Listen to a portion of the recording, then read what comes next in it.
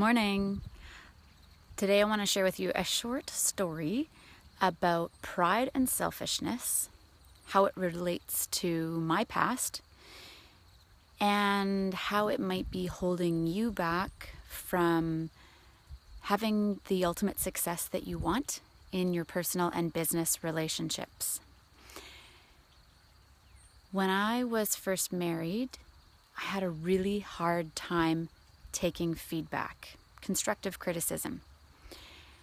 I always felt like I needed to defend myself and cover up.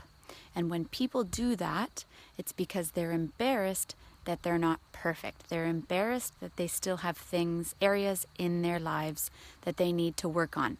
That was me. When I went through that process where I was really self-aware of my imperfections and that I needed to work on myself, it was really uncomfortable. I hated it. It's never comfortable for you or I to be really upfront with ourselves and to acknowledge that we need to work on ourselves. So here's what I learned. If you let your ego, pride, get in the way of personal growth, you are going to damage your relationships. It's highly likely. That's my opinion. Not only in your personal life, they're very important, but also in your business life.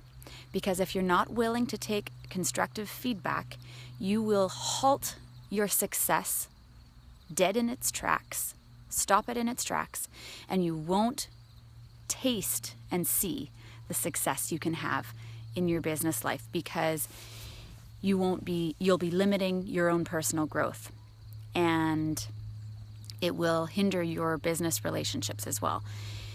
If you want to go sky high in your career or your business, you want to have a bigger impact, you're going to need to learn how to be humble.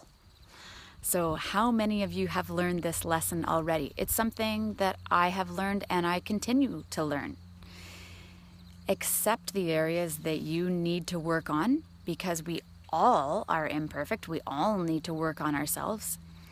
And be willing to hear other people.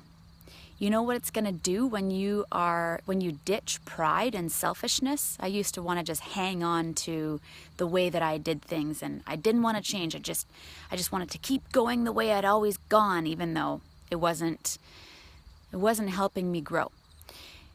When you ditch pride and selfishness, you are going to have more depth in your marriage, in your ability to parent. You're a role model. You're going to have an increase you're going to see that the teams that you work with or your employees or your colleagues, your relationships deepen, your conflict resolution skills increase, improve. It's fantastic. So I encourage you to embrace humility, embrace vulnerability, because they will serve you well.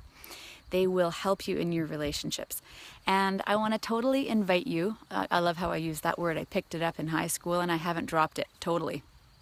I want to invite you to a webinar that I'm having this Wednesday live with me.